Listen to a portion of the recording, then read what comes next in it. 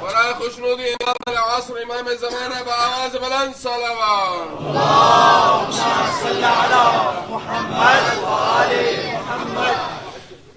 رحم اللہ من قرأ الفاتحہ.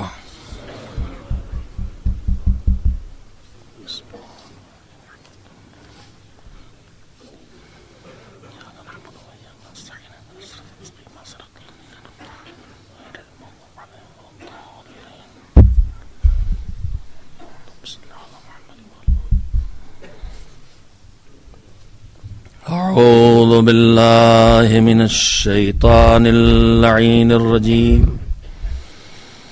بسم اللہ الرحمن الرحیم.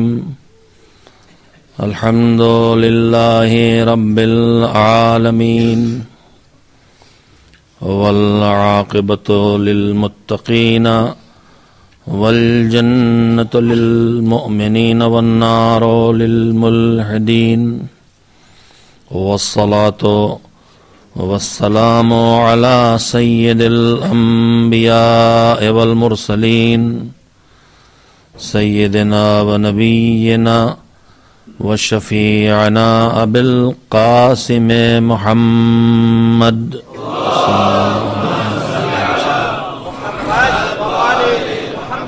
وآله الطيبين الطاهرين المعصومين المظلومين واللعنة الدائمة الباقية على أعدائهم أجمعين من الآن إلى يوم الدين.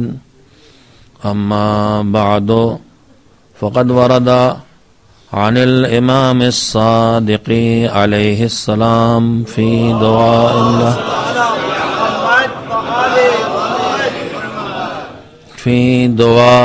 له بعد زيارة يوم العاشوراء للحسين عليه السلام.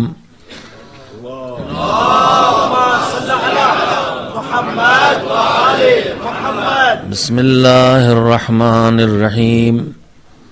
اللهم أحيني حياة محمد وذريته وأمتني مماتهم وتوفني على ملتهم واحشرني في زمرتهم ولا تفرق بيني وبينهم طرفة عين أبدا في الدنيا والآخرة. صلوات بھیجے محمد و آل محمد علیہ السلام.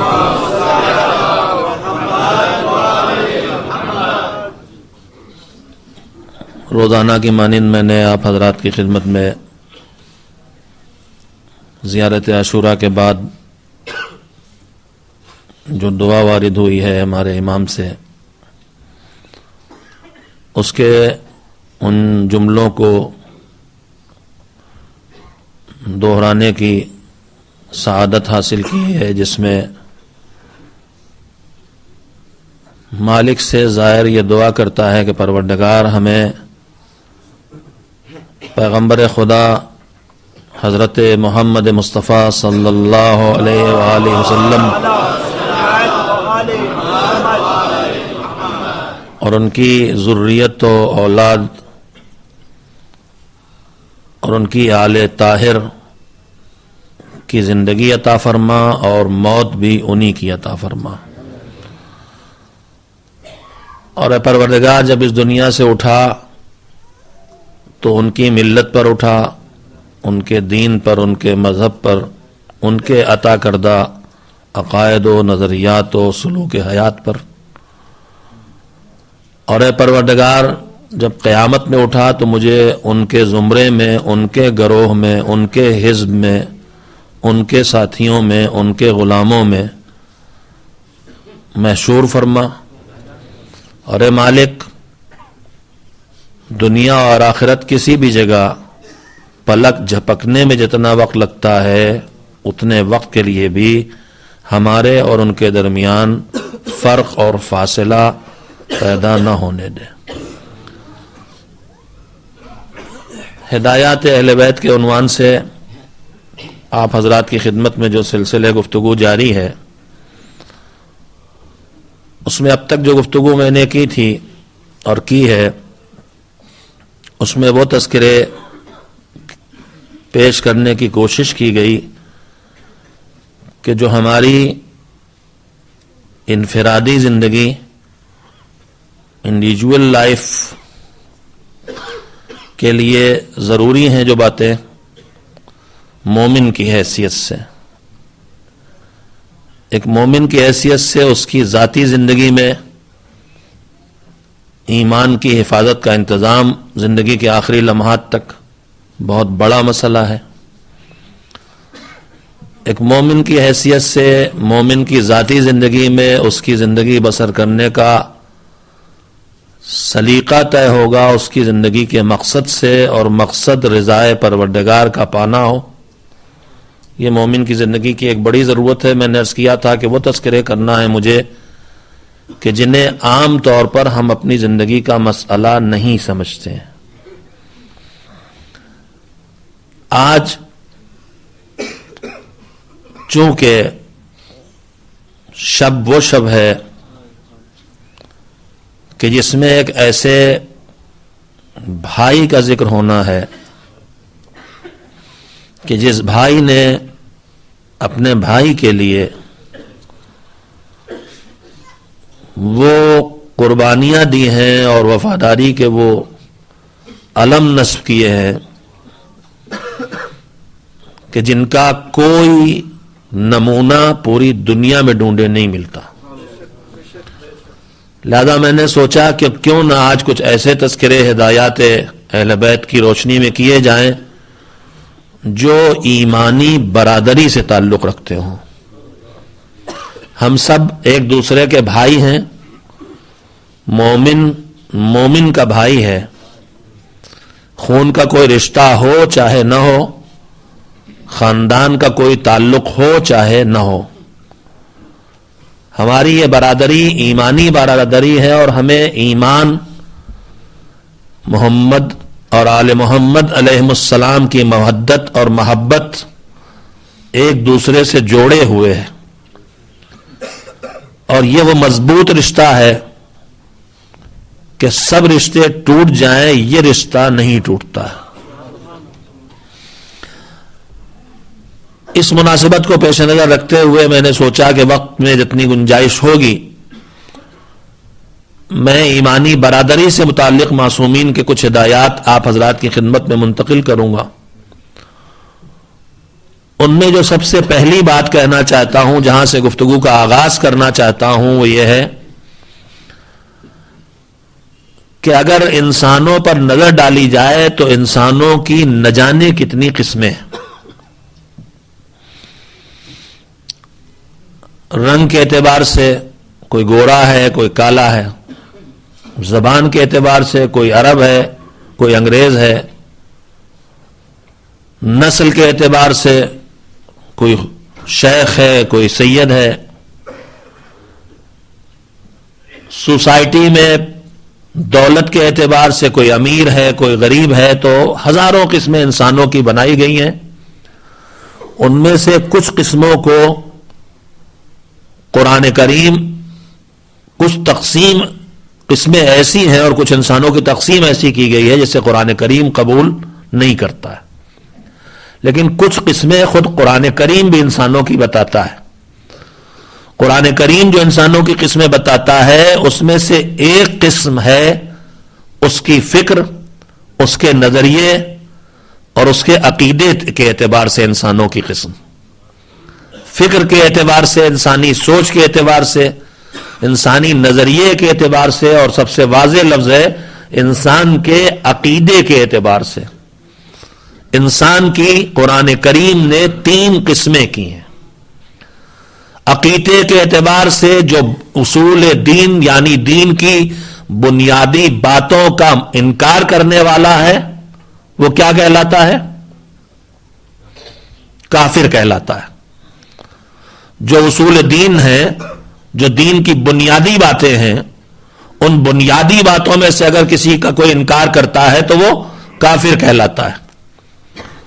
اب جو انکار نہیں کرتا ہے وہ اقرار کرتا ہے، اس کی پھر 2 قسمیں ہو جاتی ہیں۔ اقرار کرنے والوں کی دو قسمیں ہو جاتی ہیں دو اعتبار سے. اقرار کرنے والا اقرار تو کرتا ہے لیکن پورے دین کا اقرار نہیں کرتا. کچھ بنیادی باتوں کو مانتا ہے اور کچھ بنیادی باتوں کو نہیں مانتا. توحید کو قبول کرتا ہے, عدالت کو قبول نہیں کرتا. نبوت کا اقرار کرتا ہے, امامت کا اقرار نہیں کرتا. تو کچھ کا اقرار کرنے والا اور کچھ کا انکار کرنے والا مذہب کی زبان میں مسلم کہلاتا ہے. جو بالکل انکار کرنے والا ہے وہ کافر ہے. جو کچھ اقرار اور کچھ انکار ہے وہ مسلم ہے. اسی طرح سے اگر سب کا اقرار کرتا ہے لیکن صرف زبان سے اقرار کرتا ہے, دل سے اقرار نہیں کرتا, تو بھی وہ مسلم کہلائے گا. لیکن اگر سارے اصول دین یعنی دین کی ساری بنیادی باتوں کو دل کی گہرائیوں سے مانتا ہے تو وہ کہلاتا ہے مومن. تو انسان کی تین قسمیں ہیں. میں کوئی لمبی چوڑی بات آپ کی خدمت میں نہیں کہنے آیا ہوں. انسانوں کی قسموں کے بارے میں انسانوں کی تین قسمیں ہیں. ایک ہے کافر, ایک ہے مسلم اور ایک ہے مومن. پوری زمین پر جو انسان پھیلے ہوئے ہیں وہ ان تین قسموں میں سمٹے ہوئے ہیں. اب مسئلہ یہ ہے کہ وہ دین جس نے ہم کو زندگی کی چھوٹی چھوٹی باتیں بھی سکھائی ہیں, جس نے ہم کو زندگی کے معمولی کاموں میں بھی ہدایت دی ہے. آپ بتائیے, دسترخوان پہ بیٹھ کے کھانا کھانا تو دور کی بات, دین کن باریکیوں تک جاتا ہے. نگاہ کہاں ہو, لقمہ کتنا بڑا ہو, منہ میں لینے کے بعد کیسے اتارا جائے گا, نگاہ اپنے کھانے پہ ہو, داہنے بائیں نہیں. لقمہ چھوٹا لیا جائے, منہ میں لے کے خوب چبایا جائے.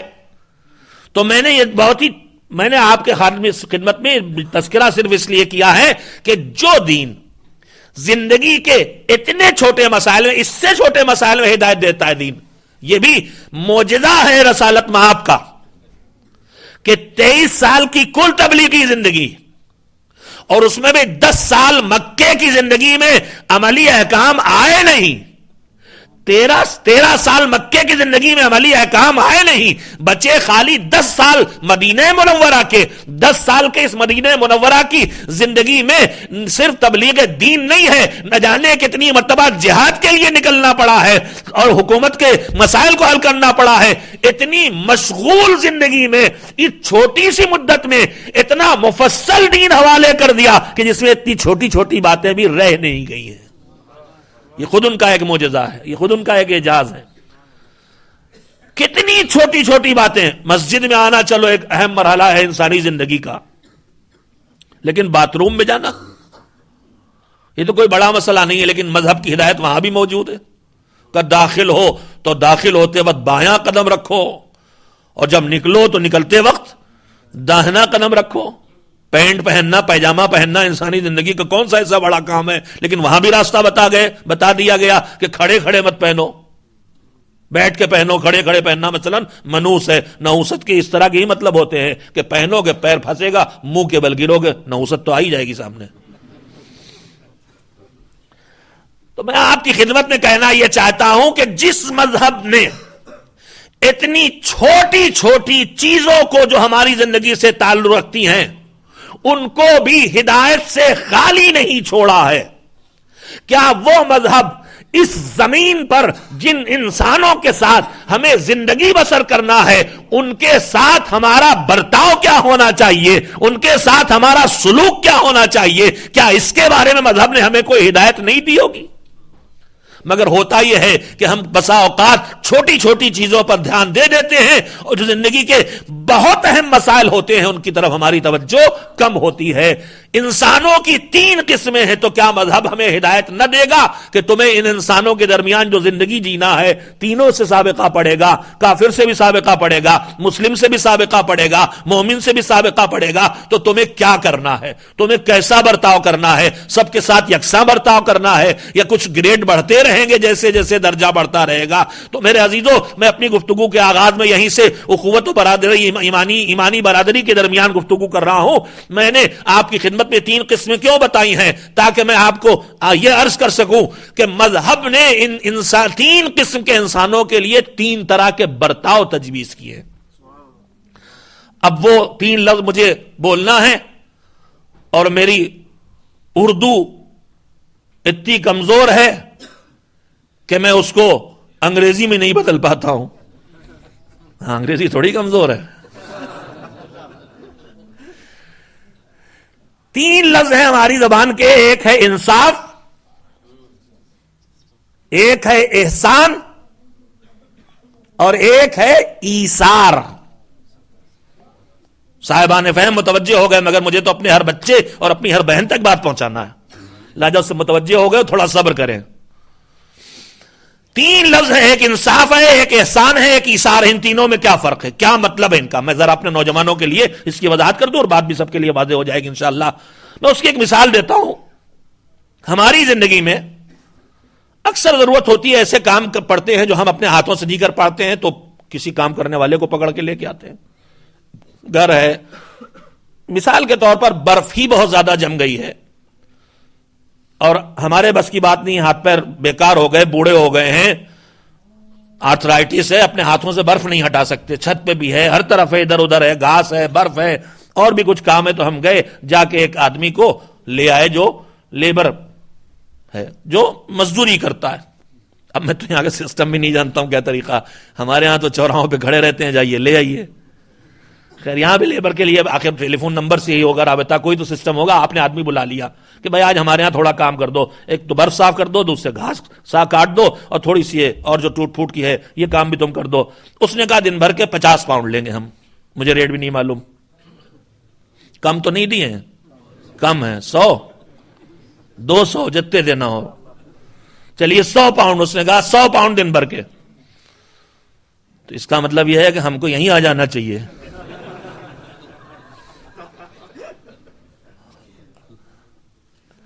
100 پاؤنڈ دن بھر کے ہوں گے. اتفاق سے اس نے دن بھر بڑی محنت سے کام کیا، لیکن جب شام ہونے لگی تو ٹھیک 5 بجے مثال کے طور پر اس نے کہا کہ بس اب کام نہیں کریں گے، پیسے دیے. ہم نے اس کو پیسے نکال کے دے دیے، 100 پاؤنڈ اس کے ہاتھ میں رکھ دیے. تو جو میں نے یہ 100 پاؤنڈ اس کے ہاتھ میں رکھ دیے، تو کیا میں نے اس پر کوئی احسان کیا؟ اس سے 100 پاؤنڈ طے ہوئے تھے، میں نے اس کو 100 پاؤنڈ دے دیے. لیکن نہیں، اسی مثال کو ذرا سے بدل لیے. اس نے کام رہ گیا تھا، 8 گھنٹے کی ڈیوٹی طے ہوئی تھی، لیکن اس نے 9 گھنٹے کام کیا. اس کے بعد کہا کہ اب جا رہے ہیں، لائیے مزدوری دیجیے. اب میں نے اس کو 100 پاؤنڈ دیے اور اس کے بعد میں نے اسے 10 پاؤنڈ اور نکال کے دیے. تو کیا میں نے کوئی احسان کیا؟ کوئی احسان نہیں کیا. اس نے 1 گھنٹہ کام زیادہ کیا ہے. اب مثال کو تھوڑا اور بدلیے. اس نے ڈیوٹی ختم کی، میں نے اس کو 100 پاؤنڈ دیے اور اس کے بعد اس نے دن بھر بڑی محنت سے کام کیا تھا. تو میں نے کہا کہ یہ تو لو 100 پاؤنڈ اور یہ لو الگ سے 25 پاؤنڈ. تم نے بڑی دھیان اور توجہ سے کام کیا ہے. تو اس کا حق کتنا بنتا تھا؟ 100 پاؤنڈ. اب جو میں نے دیے تو کتنے دیے؟ 25 زیادہ دیے. تو جب 100 دیے تھے تو میں نے اس کو پر کوئی احسان نہیں کیا تھا. کیا کیا تھا؟ میں نے انصاف کیا تھا. اگر 100 نہ دیتا تو ظلم ہوتا. جتنے ملنے تھے اتنے دے دیے تو انصاف ہو گیا. لیکن جب جتنے ملنے تھے اس سے زیادہ میں نے دے دیے تو اب یہ کیا ہوا؟ احسان ہوا. اب ذرا مثال پھر بدلیے. میں نے دیکھا کہ اس کی اتنی ٹھنڈک میں یہ ایک معمولی سی شرٹ پہنے ہوئے ہے اور ٹھنڈک لگ رہی اس کو اور کانپ رہا ہے. اس کے پاس کوٹ نہیں ہے. تو میں بھی کوئی بہت قارون نہیں ہوں. میرے اوپر جو کوٹ تھا میں نے جلدی سے اتارا, اس کو پہنا دیا. اب یہ بتائیے کہ میں کل دوسرا کوٹ خرید لاؤں گا, لیکن فی الحال جب تک کہ کل مارکیٹ کھلے اور میں کوٹ خریدنے جاؤں, اس وقت تک مجھے ٹھنڈک برداشت کرنا پڑے گی کہ نہیں؟ تو اب جو میں نے اس کو اپنا کوٹ دے دیا اور خود ٹھنڈک برداشت کی, تو میرا یہ عمل اب صرف احسان نہیں ہے, اب یہ میرا عمل ایثار ہے کہ میں نے اپنے کو کچل کے خود کو تکلیف پہنچا کے دوسرے تک کچھ پہنچایا ہے. تو 3 لفظ میں بولا تھا آپ سے, ایک ہے انصاف یعنی جو حق ہے وہ پہنچا دینا, ایک ہے احسان یعنی حق سے زیادہ بغیر حق کے دینا, اور ایک ہے ایثار یعنی حق سے زیادہ دینا اور خود اس کے لیے اپنے کو کچلنا اور تکلیف اٹھانا. بس یہ برتاؤ کی 3 قسمیں ہیں, انسانوں کی بھی 3 قسمیں ہیں. اس زمین پہ کافر ہے, مسلم ہے, مومن ہے, برتاؤ کی بھی 3 قسمیں ہیں, انصاف ہے, احسان ہے, ایثار ہے. کہا اللہ بتا رہا ہے سنو, یہ تو یاد رکھو, کافر بھی ہو, مخلوق خدا ہے, تو تمہیں اس کے ساتھ انصاف کا برتاؤ کرنا ہے, ظلم کی اجازت کہیں نہیں دی جائے گی. لیکن ذرا سے اقرار کی منزل پہ آگے بڑھا, اسلام کے زینے پہ قدم رکھا, تو اب خالی انصاف کافی نہیں ہوگا, اب اس کے ساتھ احسان کرنا پڑے گا. اور یہی احسان اسے کھینچ کے تیسری منزل تک لا سکتا ہے. اور جب وہ صاحب ایمان ہو جائے تو اب مومن کے ساتھ انصاف کافی نہیں ہے, احسان کافی نہیں ہے, مومن کے ساتھ ایثار کا برتاؤ کرنا پڑے گا, خود کو کچلنا پڑے گا, مومن کا حق دینا پڑے گا. صلوات بھیجے محمد و آل محمد.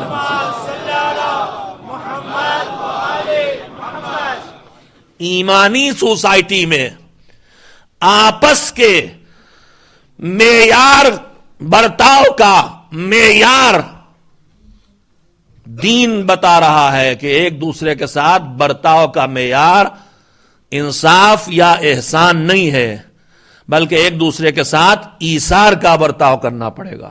ہماری سوسائٹی کی نہ جانے کتنی مشکلیں پیدا ہی صرف اس وجہ سے ہوتی ہیں کہ ہمارے درمیان سے ایثار گھٹتا چلا جا رہا ہے, مٹتا چلا جا رہا ہے, اور ہم بسا اوقات صاحبان ایمان کے ساتھ انصاف کے برتاؤ کو ہی بہت بڑا کمال قرار دیتے ہیں اپنا.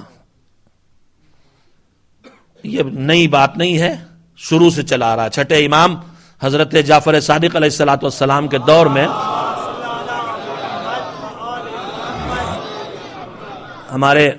ہماری سوسائٹی میں ہمارے بھائیوں کے درمیان آپس کے جو مسائل کھڑے ہوتے ہیں, چاہے وہ شادی کے بعد میاں بیوی کے جھگڑے ہوں جس میں دونوں گھر آپس میں ٹکراتے ہیں, اور چاہے وہ بزنس اور کاروبار سے متعلق مسائل ہوں, جہاں جہاں اس طرح کے, چاہے وہ میراث کی تقسیم میں بھائی بہنوں کے جھگڑے ہوں, 2-3 قسم کے جھگڑے ہماری سوسائٹی میں زیادہ ہیں. باپ کے مرنے کے بعد جو باپ چھوڑ کے اٹھا ہے اس کے بٹوارے میں, اس کی تقسیم میں جو وارث بچتے ہیں ان میں خاص کر کے بھائی بہنوں کے درمیان کے مسائل کھڑے ہوتے ہیں. یہ ان کا حق نہیں دے رہا, وہ کہہ رہے ہیں اتفاق بنتا ہے, اس سے مسائل کھڑے ہوتے ہیں.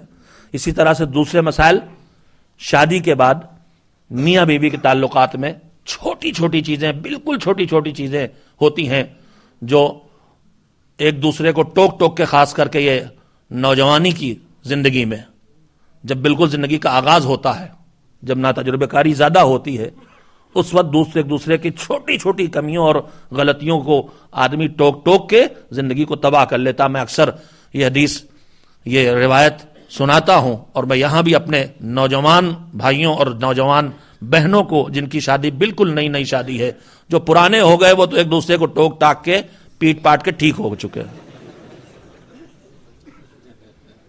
میں ان کے لیے بات نہیں کر رہا، اب ان کی چلتی رہے گی، ڈینٹ پینٹ ہوتا رہے گا اور گاڑی چلتی رہے گی. لیکن جو بالکل نئی نسل ہے یہ بہت جلدی برگشتہ ہو جاتی ہے. انہوں نے ادھر منہ کر لیا، ادھر اور ادھر رخ کر لیا. ادھر کے لڑکی والے بھی لڑنے کے لیے کھڑے ہو گئے. اور میرا ذاتی تجربہ، میں نے 5 سال یہیں پر اشرا پڑھا تھا باب المراد میں نے اس موضوع پہ وہاں گفتگو کی تھی. وہاں میں نے کہا تھا کہ میرا ذاتی تجربہ یہ ہے کہ نئے جوڑوں کے جھگڑوں میں اور طلاق تک نوبت آنے میں سب سے بڑی دخل اندازی دونوں طرف کی ماں باپ کی ہوتی ہے، اور ان میں بھی دونوں طرف کی ماں کی. مجھے میری بہنیں معاف کریں چاہے نہ کریں مگر میری بات کو سنیں، دونوں طرف کی ماں کی وجہ سے جتنے جھگڑے کھڑے ہوتے ہیں. ورنہ یہ لڑتے بھی ہیں، یہ ابھی بچے ہیں. بالکل آپ نے کمسن بچوں کو جیسے دیکھا ہوگا، 5 سال 8 سال 10 سال کے بچوں کو دن بھر کھیلتے ہیں، دن بھر لڑتے ہیں اور پھر ان میں سلو ہو جاتی ہے. اور یہ دن بھر کھیلتے ہیں اور دن بھر لڑتے ہیں، ان میں سلو ہو جاتی ہے. کبھی کبھی ان کے ماں باپ لڑ جاتے ہیں، ان میں سلو نہیں ہوتی. یہاں اسکول میں بھی تجربہ کر لیجئے گا، کبھی خدا نہ کرے کہ یہاں ہوتا ہو، لیکن وہ بھی دیکھا ہے میں نے کہ بچوں کی لڑائی بڑوں میں چلی جاتی ہے. یہ ابھی نوجوان ہیں، نا تجربے کار ہیں، مگر اللہ نے ان کے درمیان ایک وعدہ کیا ہے. وَمِنْ آيَاتِهِ أَنْ خَلَقَ لَكُمْ مِنْ أَنفُسِكُمْ أَزْوَاجًا لِتَسْكُنُوا إِلَيْهَا. اللہ کہتا ہے کہ شادی کے بعد ہم کچھ کام کرتے ہیں اسپیشل الگ سے. اسی میں سے ہم نے تمہاری زوجہ کو تمہاری اس سے بنایا ہے، ایک ہی مادہ ایک ہی خمیر ہے. اور اس کے بعد اللہ اس کے آگے کہتا ہے کہ ہم نے تم کو میاں بیوی بنایا تاکہ لتسکنوا الیہا، سکون ملے گا وہاں. وجعل بینکم مودۃ ورحمہ. اللہ کہتا ہے شادی ہوگی تو ہم تمہارے درمیان مودت و رحمت پیدا کریں گے. آپ اس مودت و رحمت الہی کے حوالے معاملات کو چھوڑ کے دیکھیے میرے بزرگوں، دخل اندازی نہ کیجئے. دیکھیے بگڑے ہوئے معاملات سدھرتے ہیں کہ نہیں سدھرتے. بہرحال میں نے وہاں پوری گفتگو مفصل کی تھی. یہاں پہ صرف ایک چیز سنا دینا چاہتا ہوں اپنے نوجوانوں کو جو نئی نسل کے جوڑے جلدی جلدی بگڑنے اور لڑنے اور ٹوٹنے پھوٹنے لگتے ہیں. ہاں بزرگوں کے لیے تو کوئی مسئلہ ہی نہیں، میں نے پہلے ہی کہہ دیا ہے. ایک صاحب تھے بیچارے میرے جیسے، ہاں تاکہ آپ برا نہ مانیں، ستائے ہوئے، اور ایسے بھی میرے کہنے میں کوئی حرج نہیں، آپ کی یہیں بیٹھی ہیں اور ہماری 7 سمندر پار. تو آخر ایک دن عاجز ہو کے کہنے لگے کہ یا اللہ اب یا تو مجھے موت دے دے، اور یا تو دبنگ جو سامنے تھی کہنے لگے اور یا تو کہنے لگے اور یا تو بھی مجھے دے دے.